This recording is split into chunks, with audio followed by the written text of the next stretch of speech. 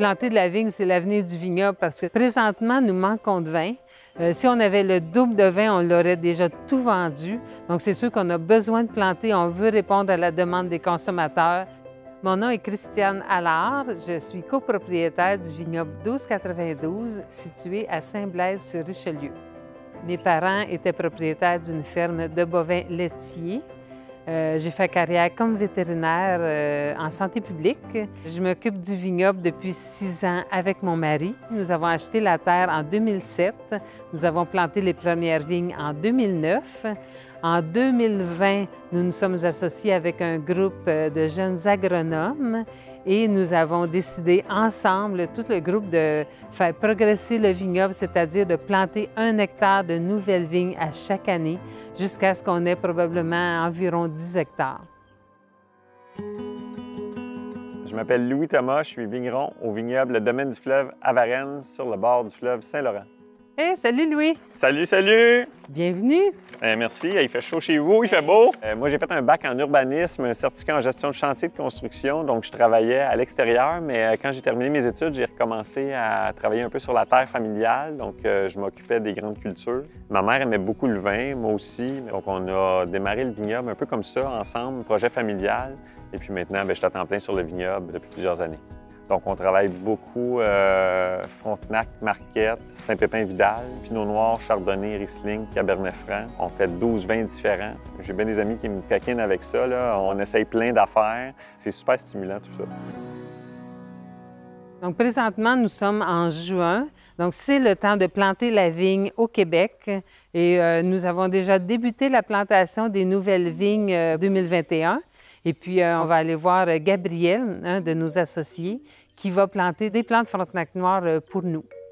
Donc, c'est ça, on est rendu ici à la plantation. Qu'est-ce qu'on a fait ce printemps? C'est qu'on a ramassé les roches parce que, veut pas, la vigne aime des sols où il y a de la roche. Et puis, par la suite, on a nivelé pour essayer d'égaliser, en fait, la répartition de l'eau pour pas qu'on ait des trous d'eau éventuellement puis que la vigne ait plus de maladies.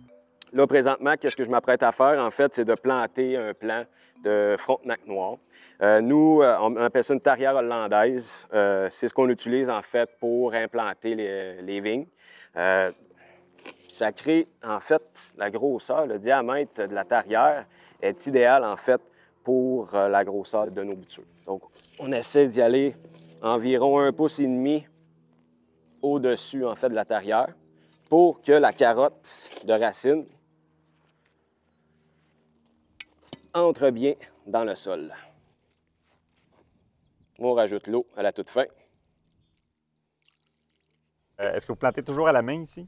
Oui, en fait, ça fait 3 ans qu'on a commencé à planter les nouvelles parcelles, puis oui, on l'a tout fait à la main. Bien, si on plante 2 hectares l'an prochain, c'est certain qu'on va évaluer si on continue de planter à la main ou si on y va mécaniser, histoire de maximiser notre temps aussi. Mais oui, on est bien conscient qu'il y a des outils mécanisés pour le faire maintenant. Ici, c'était la parcelle qu'on vient de planter tout juste cette année, en 2021. Tandis que ici, c'est la parcelle qui a été plantée en 2019. On a planté le Saint-Pepin juste à côté du Marquette. Parce que ces 2 cépages-là fleurissent en même temps. Donc, c'est un bon pollinisateur pour le Saint-Pepin parce que le Saint-Pepin a de la difficulté à se polliniser lui-même. Puis, on a une autre parcelle ici où c'est des vignes d'1 an. Quel cépage ici? Donc, c'est la même chose que de l'autre côté. Okay. Tu as ici le Marquette. On voit les grappes sont beaucoup plus basses parce que les bourgeons du printemps étaient bas. C'était des petites vignes d'1 an. Donc là, ils ont poussé de toute cette hauteur depuis le printemps. Puis l'an prochain, on va coucher cette tige qui va devenir le cordon et qui va nous produire des raisins ici. Donc ici, au vignoble 1292, nous avons décidé de planter seulement des vignes qui résistent à l'hiver québécois. C'est ce qui nous démarque. Pour le moment, tous nos vignes passent l'hiver sans protection. Les cépages plantés au vignoble sont principalement le cépage de Saint-Pepin qui fait du vin blanc, le Marquette et Frontenac noir qui font du vin rouge. Il y a aussi le Sainte-Croix et Radisson qui font du vin rosé. Et puis, on a le Frontenac blanc, Frontenac gris, Swanson blanc et Louis Swanson qui font des vins blancs en assemblage. Nous autres, on a commencé en fait à planter de la vigne en 2007 et 2008. On a planté un premier hectare. 2010-2011, je suis allé dans le Niagara chercher des équipements en fait pour la cuverie. Il y avait beaucoup d'autres cépages français là-bas. Donc, on a décidé en 2012 de commencer à faire des petits essais avec ces cépages-là. Les toits géotextiles sortaient.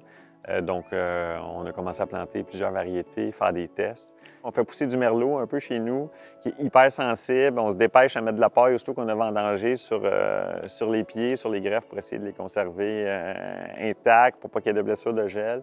Donc, on a planté une vingtaine de cépages depuis ce temps-là, à petite ou moyenne échelle. Donc c'est ça. Aujourd'hui, j'ai beaucoup de cépages suite à ça.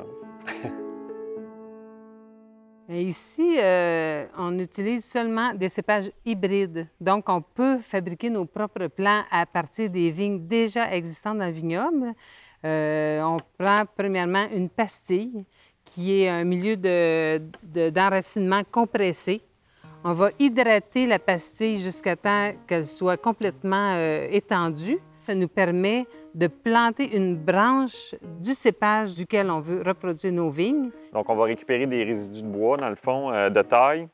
Puis, on va faire, comme Christiane a dit, donc on se garde 4 bourgeons, 1, 2, 3, 4. On va venir couper en bas du dernier bourgeon. Nous, on va les mettre dans l'eau durant un certain temps. Puis après ça, bien, on va rentrer 2 bourgeons, en fait, dans ces pastilles-là.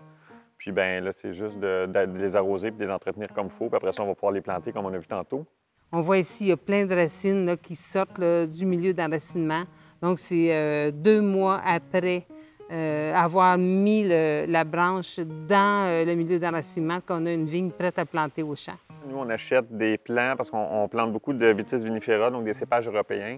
Donc, on se procure des boutures greffées. Donc, elle est identifiée Cabernet Franc 214. Donc, ici, le clone, c'est issu. En fait, c'est vraiment du bois comme ça qui a été greffé sur un autre bois du porte-greffe qui est ici du 114. Quand on voyage à travers le monde, par exemple, quand on va dans le Jura, quand on va en Grèce, les gens sont toujours très fiers de nous faire goûter les vins issus des cépages particuliers, typiques de leur région. Donc, ici, on se dit, bon, peut-être qu'un jour, on va être dans ceux qui font dans les meilleurs vins avec du Saint-Pepin ou avec du Marquette. Mais disons qu'on est très fiers des vins qu'on fait avec les cépages qui ont été développés pour les climats froids. On est des amis, puis je pense qu'on ne s'entendra jamais là-dessus.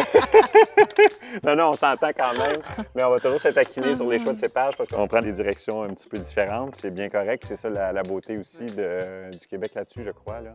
Donc moi, je t'ai amené un de mes cépages préférés, Christiane, donc du Riesling. Peut-être que tu en planteras toi aussi. Mais tu vas peut-être me convaincre. Je vais peut-être te convaincre de mettre des toiles à l'automne. Santé. Merci. C'est toujours intéressant, la vivacité du Riesling. C'est un cépage qui est tellement le fun à cultiver, qui pousse droit vers le ciel, seul comme un grand. C'est un magnifique cépage.